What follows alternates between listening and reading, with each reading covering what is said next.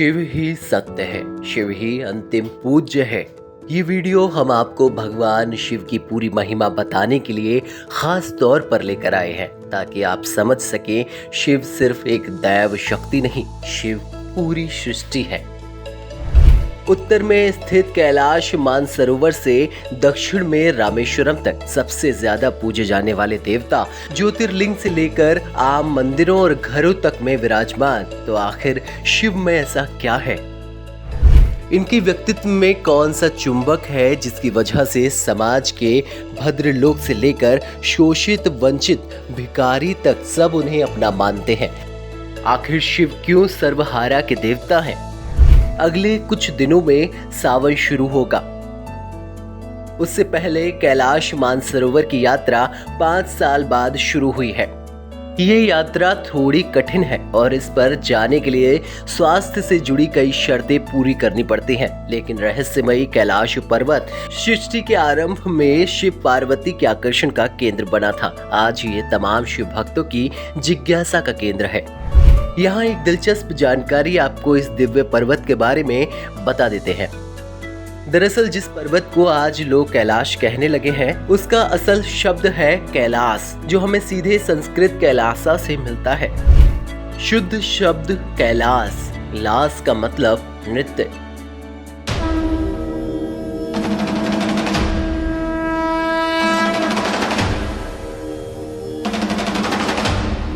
जी हाँ, मूल शब्द कैलास है, जिसमें लास माने नृत्य, मनोहर नृत्य। नृत्य का दूसरा रूप हुआ तांडव। नट और नृत्यक के संदर्भ में भी लास, लास्य, लासक शब्दों का प्रयोग होता है। जिस कैलाश को शिखरों का शिखर माना गया, वो कैलाश पति शिव और पार्वती की लीला स्थली है। यहाँ दोनों ने मिलकर नृत्य किया। पार्वती ने लास्य किया था और भगवान शिव ने तांडव। देवी पार्वती के मनोहर नृत्य और भगवान शिव के तांडव की कई पौराणिक कथाएं मिलती हैं। आप इसे खुद भी पढ़ सकते हैं। हम लौटते हैं मूल बात पर। शिव अपने दैव रूप में जन जन में सबसे ज्यादा व्याप्त क्यों है? राम का व्यक्तित्व मर्यादित है, कृष्ण का उन्मुक्त और शिव असीमित व्यक्तित्व के स्वामी हैं। वो आदि हैं और अंत भी। शायद इसीलिए बाकी सब देव हैं, केवल शिव ही महादेव हैं। शिव उत्सव प्रिय है। शोक, अवसाद और अभाव में भी उत्सव बनाने की उनके पास कला है। वो समाज में भरोसा करते हैं जो नाच गा सकता हो। ये शैव परंपरा है। जर्मन दार्शनिक फ्रेडरिक नीत्शे कहते हैं, उदास परंपरा बीमार समाज बनाती है। शिव का नृत्य शमशान में भी होता है। शमशान में उत्सव मनाने वाले वो अकेले देवता हैं। लोक गायन में भी वो उत्सव मनाते दिखते हैं। खेले मसाने में होरी, दिगंबर खेले मसाने में होरी। भूत पिशाच बटोरी, दिगंबर खेले मसाने में होरी। सिर्फ देश में ही नहीं, विदेश में भी शिव की गहरी आस्था है। हिप्पी आंदोलन की नींव यूनानियों के प्रति संस्कृति आंदोलन में देखी जा सकती है, पर हिप्पियों के आदि देवता शिव तो हमारे यहाँ पहले से ही मौजूद थे, या यूं कहें शिव आदि हिप्पी थे। अधनंगे, मतवाले, नाचते गाते नशा करते भगवान शंकर। इन्हें भंगड़, भिक्षु, भोला भंडारी भी कहा जाता है।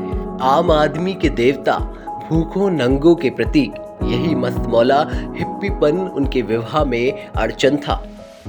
कोई भी पिता किसी भूखे नंगे मतवाले से बेटी ब्याहने की इजाजत कैसे देगा? शिव की बारात में नंग धड़ंग, चीखते चिल्लाते पागल, भूत प्रेत मतवाले सब थे। लोग बारात देख भागने लगे। शिव की बारात ही लोक में उनकी व्याप्ति की मिसाल है। विपरीत ध्रुवों और विषम परिस्थितियों से अद्भुत सामंजस्य बिठाने वाला उनसे बड़ा कोई दूसरा भगवान नहीं है। मसलन ये अर्धनारीश्वर होकर भी काम पर विजेता हैं, गृहस्थ होकर भी परम विरक्त हैं, नीलकंठ होकर भी विष से अलिप्त हैं। उग्र होते हैं तो तांडव, नहीं तो सौम्य से भरे भोला भंडारी। परम क्रोधी पर दया सिंधु भी शिव ही हैं। विषधर नाग और शीतल चंद्रमा दोनों उनके आभूषण हैं। उनके पास चंद्रमा का अमृत है और सागर का विष भी। सांप, सिंह, मोर, बैल सब आपस का बैर भाव भुलाकर समभाव से उनके सामने हैं। वो समाजवादी व्यवस्था के पोषक हैं। वो सिर्फ संहारक नहीं, कल्याणकारी मंगलकर्ता भी हैं।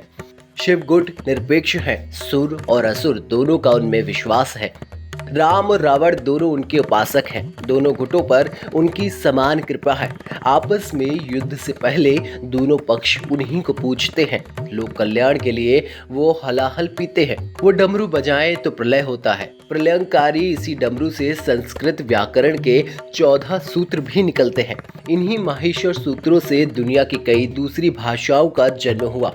आज पर्यावरण बचाने की चिंता विश्वव्यापी है। शिव पहले पर्यावरण प्रेमी हैं, पशुपति हैं, निरीह पशुओं के रक्षक हैं। आर्य जब जंगल काट बस्तियां बसा रहे थे, खेती के लिए जमीन तैयार कर रहे थे, गाय को दूध के लिए प्रयोग में ला रहे थे और बछड़े का मांस खा रहे थे, तब शिव ने बूढ़े बैल नंदी को वाहन बनाया, सांड को अभयदान दिया, जंगल कटने से बेदखल सांपों को आश्रय दिया। कोई उपेक्षितों को गले नहीं लगाता, महादेव ने उन्हें गले लगाया। शमशान मरघट में कोई नहीं रुकता, शिव ने वहां अपना ठिकाना बनाया।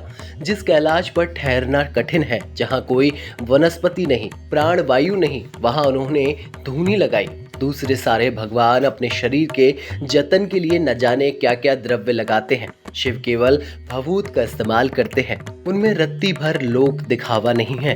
शिव न्याय प्रिय है, मर्यादा तोड़ने पर दंड देते हैं। काम बेकाबू हुआ तो उन्होंने उसे भस्म किया।